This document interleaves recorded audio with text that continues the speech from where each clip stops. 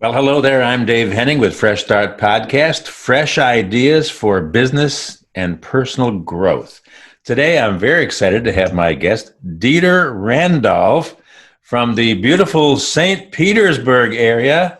I love that place, been there many times, so welcome. Well, thank you very much. I'm really happy to be here and just really grateful to have a chance to sit down and talk with you. So, you are a third generation minister, a writer, coach, teacher, podcaster. You built websites, worked at a record store. That's cool.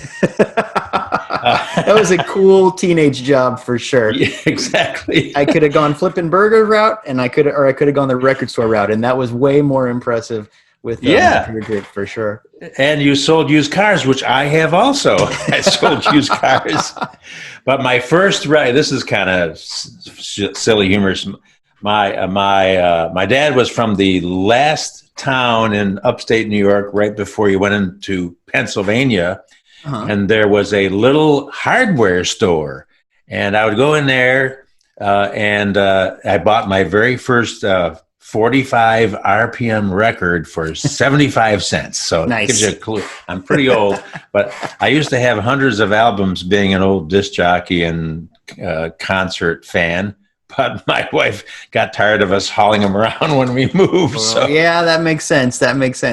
I remember, this was a million years ago when I was a teenager working at the record store, but it really taught me how to, I can figure out a song. I'd probably be really good at name that tune or something like that, because inevitably somebody would come in and go, I'm looking for this song, and it's like, da-da-da-da, girl, da-da-da-da, man. And I said, that's every song. What are you talking about? But it was always really good I bet I could just kill it in a Jeopardy thing if records was the category. Exactly. My wife laughs at me that I can hear the first bar of a song before the vocals, and I can tell her what song it is. There it is. Most of the time, there's a few that I don't know. But anyway, well, that's pretty cool. So again, thank you for being with me.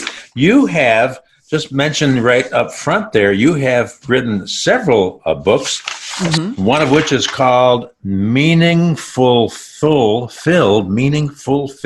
7 Practical Answers for Finding What Matters and Changing Your Life. Yeah, really proud of it. Yeah. Very cool. And then another one that popped out, Past OK in 7 Days, 1 week to find your strength. And I love your website name, by the way, waypastok.com. That is so cool. How'd you come up with that? Well, I think that so often we're told to settle. In one way or another, we're told to put our dreams aside, pay your dues, wait for the right time, wait for somebody else to give you permission or validation. But as well as I do, that moment never comes. There's never enough money, for example, to do the thing you want to do. You're never going to get approval from the right people to do the thing you want to do. And when you think about the heroes that you have, there are always people that said, what, the heck with it. I'm going to do this because it's in my heart to do. And that kind of a concept of, I'm not going to settle for just being okay. This life is for something bigger than that, and I want to get past that. And so I like the idea of being way past okay. I like the little bit of a rhyme in there, and it worked out pretty good. So yeah, I'm really happy with it, and it speaks a lot to the core of what I'm trying to do. Very cool. So why is meaning so important? Well, I think that so often we're told that the thing we ought to measure our lives by is some number. How much money you have, your 401k, how much you weigh, stuff like that.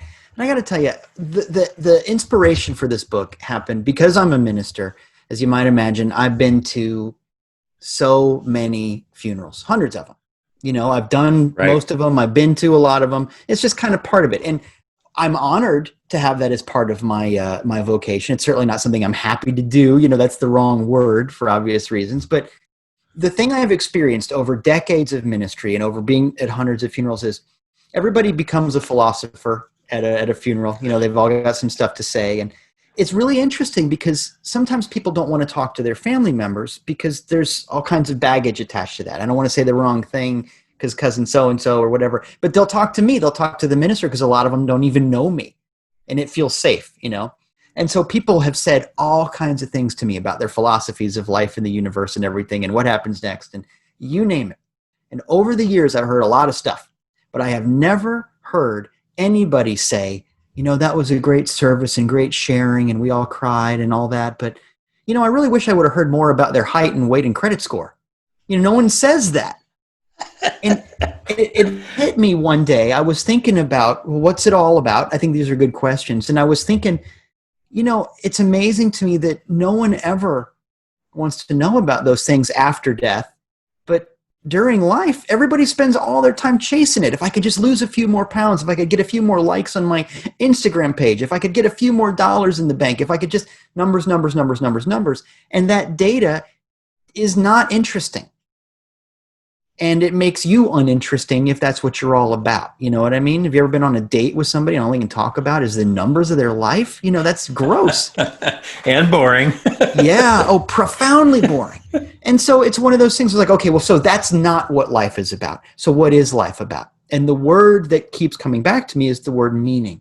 And so this book, and in a greater sense, the thing I'm trying to do, talking and speaking and talking to you and whatever I can do, is to try to encourage people to find something that isn't about the facts and figures, that isn't about the data, something meaningful, so that they can have a life that makes them happy. Because I believe that that's what changes the world. Yeah, and as you know, Rick Warren, some years back now, wrote that Purpose-Driven Life book, which is very, very popular. I read it at least once. I mean, maybe twice. No, yeah, that's a great book. Yeah, it's a concept that you're talking about, when you can attach purpose and meaning to your life, wow, what a difference that makes. And my friend Maxwell, I try not to talk about John Maxwell too much because he's a super nice friend of mine, but he says leadership is influence. And I think what you and I are trying to express is that all of us have an opportunity. All of us are influenced, whether we admit it or not. Whatever, we're all influencing somebody. But I'm with you, as you know. I pastored some small congregations in a little suburb of Boston called New Hampshire, and where there was no sales tax, so everybody crossed over from Massachusetts to buy their car and then drive back. Love and upstate New York as well as North Carolina, and I do some stuff online now, some silly, crazy things. But I hear you about the doing a funeral, because it's we'll have to talk offline about some, if it's acceptable, politically correct to talk about funny things that have happened at funerals. So that's another subject. I'd love to, because the thing is that amazing things, really, really funny things, excuse me, because people you really see the best and worst in people. Any kind of rite of passage, weddings, funerals, graduations, even stuff like that, but especially funerals, because you're staring into the infinite, so to speak. And people do the craziest, most amazing, funny, and funny after a little bit of time goes by, I suppose. Comedy being tragedy plus time and all that. But yeah, oh man, yeah, we'll talk sometime. I've seen some stuff. That's the next podcast. We'll do another one, a series, obviously. I love it. Before I get into a few more questions, your blog is so interesting. You have one called Nick of Time, and it reminds me of a sermon I once did, maybe in Charlotte. And I called it Nick at Night, from the old Nickelodeon TV show. Like you were saying, he was a community leader, an intellectual, grand poobah in his church. He was popular, looked good on the outside, but he had some issues. So do you want to touch on that a little bit? Well, there's this story, and it's a story in the Gospel of John, and it has to do with Jesus and this guy Nicodemus. And for everybody listening, I want to make sure you understand that it's okay if Christianity isn't the place that you go with all this. This really does apply to everybody. I promise. So stick with me, everybody listening. Yep. But Nicodemus is, by outer judgment, he's got money, he's got influence, he's got power, he's an elder in the community, you name it. And yet, clearly there's something that's not there in his life, because he goes to talk to Jesus. And this is a big deal, because remember, no matter how well you know your Gospels, you've got to know that Jesus is a troublemaker. He's kind of an outlaw. He's not. He's certainly a societal undesirable. You don't want to hang out with this guy, and if you value your reputation. But Nicodemus, this high mucky muck in the community, there must be something missing in his life, because he goes to see Jesus. Now it says, I love the title Nick at Night, because the Bible says he goes to see him at night. So he's obviously trying to keep a little bit of a low profile and all that. But he basically says to Jesus, look, I know you're the real thing because what you're doing is working. And I love that as a simple test. I think that so often we're called upon to take people's word for it, or we're told that something is valuable because somebody else says it's valuable. And sometimes it's just not true. I'm not a doctor, but I play one on TV. And now we listen to the guy, just he's got a white coat on. That's how indoctrinated we are in our culture to read a book to judge a book by its cover. So anyway, I know that you're the real thing because what you're doing is working. And he says, but how do I do this? How do I have my life work? What's your deal? He basically says to Jesus. And this is the part where, a lot of people have read this part where Jesus says, you've got to be born again. And I think that there's some beauty there, but I think it's so easy to misinterpret that. I don't think, and this is what I said in the blog post, I don't think Jesus was saying, what you need is a special ceremony, and we'll invite the whole town, and we'll have potato salad afterwards, and it's going to be a big deal. I don't think that's what he said. That's what he meant. Because if you know anything about the story of Jesus, he's a guy who is not interested in standing on ceremony. Over and over again. He says, don't wash the outside of the cup. What are you doing? Why do you need everybody to approve of what you're doing? And certainly people didn't all approve of what he was doing. So this isn't about a ceremony. This isn't about some outer declaration of I'm in the spiritual in crowd or something like that. He basically says, where you're born is like where you're coming from. Where do you stand? What's your paradigm? What's your worldview? And if you're born in the flesh, in other words, if your whole thing is stuff of the outer, if you're a materialist, if all you care about is what people think about you, if you're on an ego trip, that kind of thing, your life isn't going to work. You've got to be born of something bigger. You've got to be connected to something that's more profound, that's more transcendent, and that's the only way any of this works. And what I love about the story is that there's no bad guys in the story. It's not like, sometimes you read like a Bible story or even like a fairy tale or something where clearly, okay, this guy is going to be the dope of the story and he's not going to get it and he's going to do everything wrong.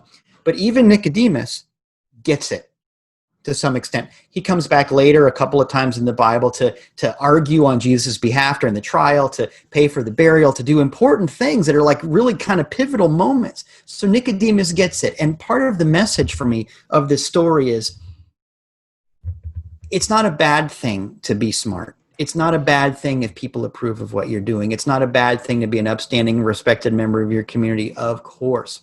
But those things are byproducts.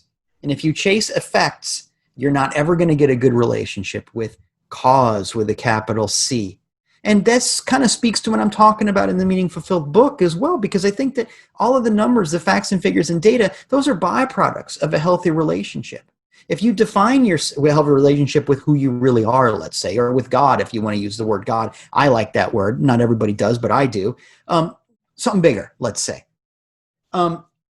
If you define yourself by the outer stuff, you're going to miss out on so many things, because here's the deal. You can be unhappy on a private jet. You can be unhappy with a big pile of money. Think about those shows like The Real Housewives of whatever it is. Oh, they make me sick. But here's a bunch of shows that are full of people who have more money than they know what to do with. All of them. That's sort of a recurring theme, no matter whether it's Atlanta or Hollywood or you name it. Dubuque, I don't know. Whatever it is. They always have a whole big bucket of money. But all of them are not only miserable, but dedicated to making everyone around them just as miserable as they are. And wow. if you think of that, you think about like the hoarders shows that we see on TV. You think about the fact that that there are rich people who are unhappy, and that there are poor people who can be happy. What that means is we need to decouple the idea that material wealth has anything to do with happiness. I'm not saying it's a bad thing. Money can solve problems, cure diseases, set people free. I'm not saying it's a bad thing. I'm just saying it shouldn't be the point. Right, and exactly. So much of life is people missing the point. Let me just segue right into this other blog of yours, which really, your title's really cool because they're eye-catching for sure and mind-catching, if I can put it that way as well. But thank you. I try. As you know, that the Law of Attraction book is such a big deal. You wrote a blog called The Law of Unattraction. I love that title because you can sit around and meditate or whatever, and the attraction, why isn't the attraction happening? What's going on? Well, there's a missing part to that. So what are you saying here is not about attraction. You say it, number one, it's not about attraction. And rule number two, it's not about attraction. So unpack that a little bit for us. Sure. Well, first of all, I want to say to people that have read like the first half of, let's say, The Secret or one of those books, they're fine books. But it's so easy to read the first half of one of those kind of books and decide you know everything there is to everything. But let's all be really clear that the end-all be-all purpose of the universe is not so you can get a new Buick. That cannot be the reason for this. And we're going to be a lot happier when we stop, lowering the bar so drastically. But there's a fundamental worldview, paradigm, theology, whatever you want to call it. There's a basic idea under that, and that is this. If I believe in the concept of attraction, what I'm saying is I necessarily believe in the concept of distance, right? Because I've got to attract it to me. It means it's not here, right? There's distance inherent in my thinking. But the thing is, you're only going to get the best of your worldview, the best of your paradigm. And so if my paradigm is my good is somewhere else, I'm always going to experience distance in my life. And maybe I get the new Buick, but I'm going to experience that distance in some other way, maybe in my relationships, maybe in my happiness. Who knows? Because you only get what you allow yourself to get. So if your paradigm is attraction, then your paradigm is distance. And I think that we're all going to be happier people if we stop thinking that good is something that just floats around like an oil slick, where you just kind of wander into it sometimes. I think the idea that really is important is that anything meaningful is wrapped up in the concept of right here and right now. Those big moments, like when a doctor put a little baby in your arms, or when you fell in love, when whatever it was happened for you, when you felt like you were really authentic, really in the zone. Those are moments that are beyond space and time. You're not looking at your watch when you know you're in love, for example, and those are the moments that you say, you are here, just like the sign at the mall, you're here, it's that moment. And so what I think we need to be doing is finding those moments that connect us with here and now, instead of distance and difference. And to the degree that we do that, we're going to make a world that works a little bit better for everybody in it. Yeah, and that brings to mind the fact that I can actually have joy and be grateful when yesterday it looked like we're on Mars here in California with the red sky and what's going on? Absolutely. And yeah, in the midst of the last, now what, 6-7 months of all this, you choose what you want to absorb, believe, and feel. And the law of attraction, when I was in high school, I didn't attract too many girls, just saying. My brother was this varsity sports guy, and I got cut from other baseball teams, and so I was the nerd book reader guy. So. Hey, same here. I totally get it. But the thing that I tell people is, look, everything is practice. Everything's practice. So if I practice happiness, I'm going to get happiness. Now that seems like a no-brainer, but think about how many people think if I just practice misery and I really beat myself up, someday somebody's going to give me permission to be happy. It doesn't work that way. Everything is practice. And if everybody listening, if I don't get any other point across, I want to get that one across. That whatever you're doing right now is practice for what you're going to get next. You don't learn how to scuba dive by practicing mountain climbing. It just doesn't, those two things don't work. You don't get to happiness by practicing misery, and you don't get to a sense of oneness by practicing attraction and distance. It doesn't work that way. It just doesn't. It reminds me of the gentleman I interviewed who was actually in Malaysia yesterday when I interviewed him, and he made an interesting point. He said, there are only two kinds of people in the world, creators and victims. And you get to choose which one. If I'm living my life as a victim, I'm short-sighted. I'm nearsighted. So, but I did want to make a disclaimer to all of the Buick owners. All 7 of them across the United States of America. No, obviously, I just picked that car name. That was great. That was absolutely that was absolutely great. So tell me, you've done a lot of writing. You're doing some podcasts. You're doing some speaking. So what is your writing process? Just curious. I love being a writer, and here I've written thousands of radio commercials, a couple of books, and I'm trying to stir myself up to write one more book. So what's your process? Well, my process basically is you should write a little bit every day. Yes. Because like I said, everything's practice, everything's like a muscle, and it's okay if it's low weight and high reps. Just write a little bit, a lot, that kind of a thing. But for me, this book came out of a process where I spent a lot of time thinking about what does meaning mean? How does this work? How do I break it down? And I came up with these 7 questions. And so the process of this book in particular was that because I'm a minister, I had the opportunity to deliver a series of Sunday lessons.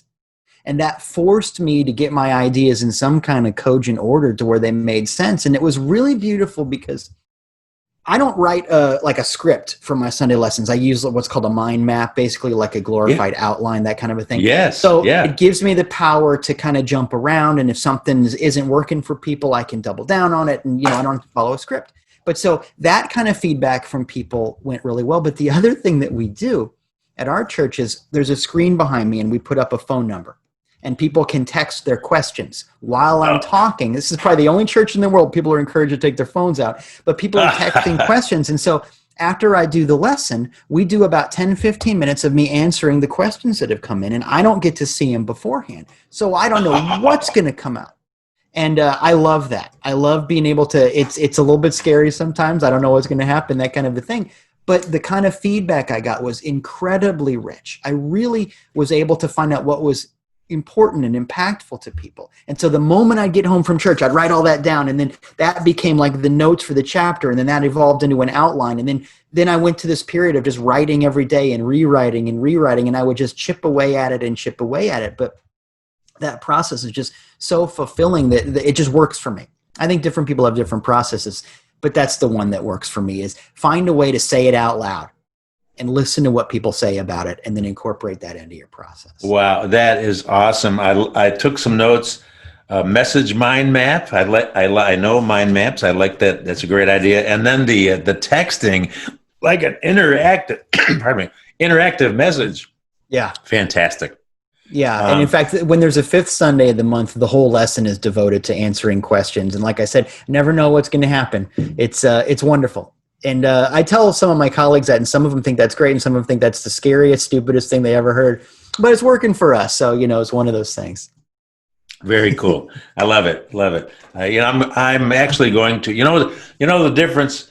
Let's see. The difference between research and plagiarism is plagiarism when you steal from one person, and research is when you steal from 12 people. I love it. So all that to say, I'm going to be stealing some of your ideas here, man. I love it. So yeah, be my guest, my friend. Be my guest. I should be doing an interactive live podcast with people sending in text messages, and there are people that do those webinar type of things. So very cool. Well, let me ask you this, Dieter. I'm speaking, by the way, with Dieter Randolph from the most beautiful city ever named by us, over a Saint Peter. Pete was a pretty good guy, I think. There you go. He got around, yeah. So I'm speaking with Dieter Randolph. What do you want everybody to know, Dieter, today? I want everybody to find some part of their life that they're not doing because they're thinking about what's in it for them. They're not doing it because there's a paycheck at the end. They're not doing it because they're going to get somebody to approve of it. I guarantee you, every single person listening to me right now, there's something that you do that when you do it, you lose track of time. That's a great sign. Yeah. Remember, we talked at the beginning that meaning has to do with going beyond space and time. So you don't care what time it is. When you fall in love, you'll stand out in the rain, that kind of a thing. But it doesn't have to be a big deal like love or world peace or curing cancer. It can be something small like, I make the best chocolate chip cookies in the world, and I'm going to devote all day to it, or whatever it is. I don't. My wife does, but you know what I mean? Whatever that happens to be, there's something for everybody. Man, oh man, there's this song I listen to or whatever it is. Those moments when you turn your ego off and you give yourself to something bigger than yourself. And I promise you, to the degree that you do that, you're going to get better at finding those moments in bigger and bigger ways. Like I said, everything's practice. Everything's like a muscle. So if you practice those little moments of meaning, those chocolate chip cookie favorite song moments, they will get bigger in you and you'll get better at this thing called life. That's what I want everybody to know, is find meaningful moments and see where they lead you. There's a certain peace that comes when you give yourself away. Yeah. And we talked about our both of us having a Kansas City background, and the son that I referenced that was born at Shawnee Mission Hospital there in Overland Park was born premature. So he was sent over to Children's Mercy Hospital. The bottom line is he ended up with cerebral palsy. And actually at 5.5, 6 years old, he actually passed away on Easter weekend. His sister was born 3 days later. So that, and so we actually had a memorial service and a baby shower all in the same week. So what an emotional roller coaster for sure, right? I'm sure. But in the midst of that, there was I think what Jesus has a phrase called the peace that passes understanding. Yes. I couldn't understanding, but it showed up on time and was there for myself and my family. But the reason I say that is, guess what? As a result, 30, 40 years later, I really have a heart for the disabled. Yeah. And so that's where I can, as you mentioned, just kind of get lost in the process of being involved and help, just trying to help out somewhere. Yeah, I love that. It's those little moments. It's those little realizations. It's the moments where you realize, oh, that thing that I went through, I thought my whole life was taken away, but it's gone and I'm still here. So there must be some part of me that's bigger than that. Yeah. And I don't understand it. But, the universe isn't supposed to fit between your ears. So many times in Scripture, you think about, at the end of the book of Jonah, or you think about what God says to Job over and over again, there's these moments where God basically says, you have no idea. This isn't for you to figure out. That's my job. Your job is to feel it out. Yeah. And there's a beauty. That's the peace that passes understanding, because you're not supposed to understand it. You're supposed to feel it. You're supposed to carry it on. And there's something beautiful about knowing that, you know what, I thought everything was taken away, but it's gone and I'm here. So, okay. Yeah. I guess the world needed a more honest, pure version of me, I guess. So here I go. And you go swinging again. That's the deal. Yeah. And I think you would probably agree, and correct me if I'm wrong, that it's okay to leave the mystery in God or in the universe, whatever you want to call it. It's okay that, we're not all tech engineers here in the Silicon Valley. We don't need to, the data, we will never have all the data on who this person is that wants to connect with us.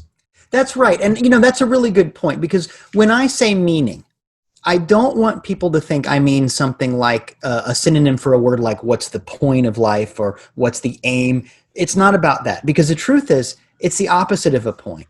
When you think about the things that are most important, like love and truth and beauty and inspiration and art and on and on and on, they're pointless. There's no point to love. You can't prove the equation of love on a blackboard. If you've ever fallen in love with somebody and your friends go, why do you love them? What are you going to talk about? Compatible chemistry? That's not why you love them.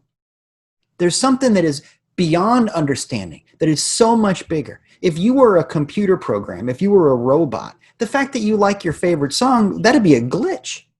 And yet, it's the most important part of you. All of the best things are pointless. And where point goes away, that's where meaning comes in. Yeah, absolutely. We're supposed to be okay with mystery. That's a paradigm shift, because in our culture, we're told, what's your 5-year plan? Where are you going to be? Right. I don't know that. And you don't know that either. What I do know is I'm going to be me, God's going to be God, and between us, we'll work it out. That's a lot healthier than trying to master the universe, because it ain't your job. Well, here's a scary thing to think about. I had actually a Sunday school teacher at the big college church in Oklahoma City, and she wrote a book that's on my shelf back there called When the Pieces Don't Fit, God Makes the Difference. She got into her little Volkswagen years ago and just took off just waiting to be inspired by where do I go next. And you would not believe the connections she made with people in distant cities, sitting on a curb, and she stops and encourages this guy or this gal to call her parents who she's been disconnected from. The incredible stories of randomness that were not so random, but they were all part of a bigger plan. It's just an amazing book when I think about, wow, it's okay to not know what tomorrow holds. Yeah, because that's where faith comes in. Oh yeah, that faith. Step out of your that little thing, the F word. Step out of your comfort zone. Right, exactly. And that's where magic happens. If you're the kind of person that's got to have proof for everything, you're never going to fall in love. You're never going to see a miracle. It's not going to happen for you because you shut yourself off from it. And that's kind of the Jesus and Nicodemus thing, to go all the way back around to the beginning of this conversation. Wow. So how can I, if to our audience, to our listeners, to our viewers, how can I find meaning in life? Well, like I said, it's the little moments. It's times when you really feel like you're in the zone. It's the moments when you don't care what time it is. You don't care about any of that. Those are the meaningful moments. And if you really think about it, if you go back in the history of your life and you think about what are the moments when I just really felt like I was myself. It's a funny thing to say, but you know what I mean. When there was no reason to be happy, but I was happy. Everybody's got little moments like that. Maybe they're not big moments. Maybe it's not a huge list, but everybody's got them. Go back, do a little archaeology on your life and figure out what those moments have in common, and you'll be on to something pretty amazing. Wow. Yeah, well said. So I'm going to send you a copy of my book, which was on my mind for like 12 years. And finally, at my last corporate job, I fired my boss and took a whole year off. Took a whole year off to write this book. It's called How to Become a Barnabas Leader. And, the Barnabas was a nickname for this guy named Joe back in, he happened to be around, had a lot of property he was giving away apparently. But it's all about the power of encouragement, and it's true life stories of people that I've interviewed that were dramatically changed by somebody or someone or something encouraged them. So I'll send you a copy of that because I think we're tracking here of what your conversation has been. It's been really cool and awesome. My book is not really a big deal, okay, but any book. I know how tricky it is to get that all on paper and get it in order. So my hat's off to you. That's a big deal. There's no small book. Absolutely. Well, I had a little help with that. I was actually totally shocked. Now I'm bragging, okay? You can slap me up later, but it did hit #1 bestseller 6 months later on Amazon. And, congratulations! Under leadership, church growth, and counseling. I was shocked. Nice. I mean, who knew? Nice. Who knew? I love it. So send me a nickel, and I'll counsel you, like the Charlie Brown. Pelt. Yeah, exactly, Lucy. That's what I'm gonna do: sell lemonade and counseling out on my front sidewalk. I think that's a good idea with social distancing. Yeah, 6 foot away counseling. You just get a little megaphone. It's fine.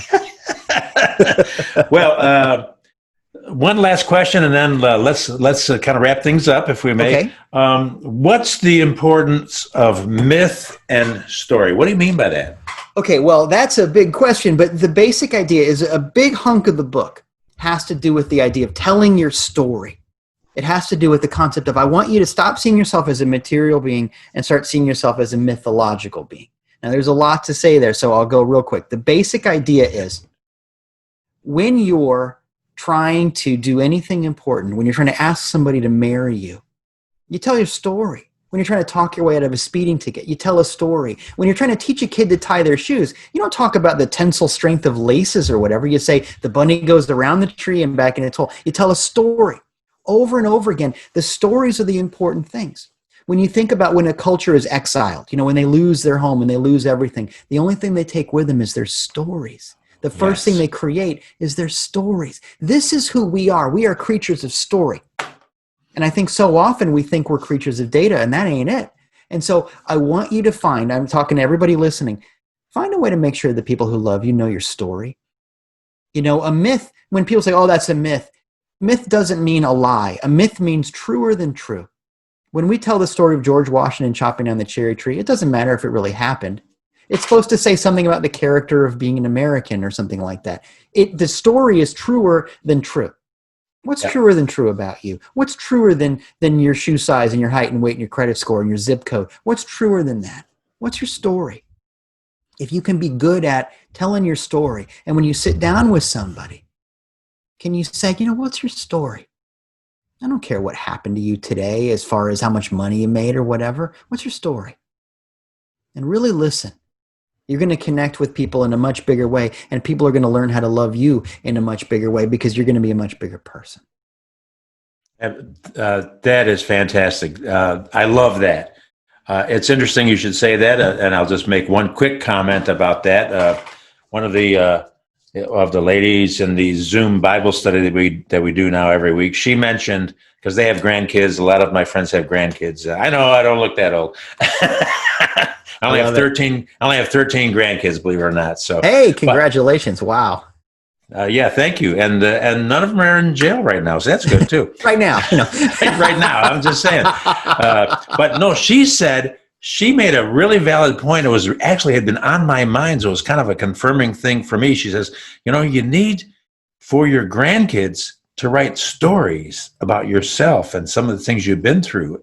Yeah. And I had put it on my calendar, the word biography, to do what you said, to kind of chunk it and just a little chunk every day to write stories about stuff that I still remember while my memory is somewhat intact. It's so important. It's so important. You got to tell the stories. That's what it's all about. Yeah. I mean, think about when Jesus taught. Jesus taught people. He told them a story. Oh, absolutely. You know, this is the deal. This is how we operate. This is the operating system of our hearts and souls. Yeah. And there's a lot of things that he was just walking around and walking through a field or walking here and observing and turning it into a relevant story. So I would like to suggest, and maybe you can confirm this, that all of our lives, all of us, have relevance. Yeah. And good or bad, it's okay, because I interviewed a lot of people that have been through some really bad or crazy times, but sure. Nevertheless, it's our story. So there's just no room in this universe for accidents. Einstein said, I don't believe God plays dice with the universe, and I love that. There's no room. There's just no room for accidents. Yeah. Everything has a purpose, and sometimes that phrase is used as a cop-out, but here's the deal. You have ups and downs in your life, but would you want to go to a movie where nothing happens and nobody learns anything and everything's just flat line? I've been to a few of those. Yeah, right? Sometimes there's a plot twist in your life, and we're going to have to be okay with that. Yeah. Because I got to tell you, some of those meaningful moments, we talked about meaningful moments, some of the most meaningful moments for me are the moments when I didn't get what I wanted, where something just broke me wide open and I didn't have anywhere to go but up. Some of those moments are really important. And you think about the stories that we know. A lot of your heroes didn't get what they wanted. Harry Potter would have liked to hang out with his parents a little while longer. Luke Skywalker would have liked Obi-Wan Kenobi to stick around. Frodo would have liked not to have the ring. Over and over again. It's okay that you don't get what you want, because just like the Rolling Stones, maybe you get what you need. Hey, that's my favorite gospel song, by the way. I love it. Mick Jagger studied theology. Just saying. I don't know if you knew that or not. Yeah. I didn't know that. It's amazing. Oh yeah. Love it. So you're just across the way from Cape Canaveral, and along with what you're saying is, as you probably know, the flight to the moon was never on target. It was the computer. It was off track all the way to the moon, and the computers had to straighten it back. That's our story of our life. Exactly. It's not like straight up or straight down. It's like, man, the twists and turns. And that's what you want. That's what you want. You want the twists and turns, because that's how you grow and change. I mean, think of that book that your friend wrote about just being open to guidance and what seems like serendipitous moments, but is actually part of something really, really beautiful. That's the deal. Yeah, that's what you want. Exactly. Course correction is okay. Course correction. Yeah, exactly. So great talking with you. It's been my pleasure. How can I help you? Can I give out this website, Way Past OK? Would that be the best place for people to connect with you? Absolutely. The best place is Way Past OK, and that's WAYPASTOKAY.com. You can find me there. I'm also at Way Past OK on Instagram and Twitter and all that good stuff. I also have a show on YouTube called Ask Dieter. People send in questions and I answer the questions, and you can go to askdieter.com. There's also a link to it on waypastok.com as well. But it's always fun, just little 5-minute videos. People ask me all kinds of crazy stuff and I do my best to answer it. So there's a lot of fun things going on. You can search for my book on Amazon by looking for Meaning Fulfilled or for my name. But like I said, waypastok.com is a great place to start. Very cool. Well, Dieter, it has been literally such a delight to talk with you. I'm sure that we need to stay connected and keep in touch, and maybe we'll do some project together. We could call it the Dieter and Dave Show, or the Dave and Dieter Show, or we'll just take random questions from all over the world and just screw it up. Really a lot of fun. I love it. Thanks for being with me today. Thank you so much.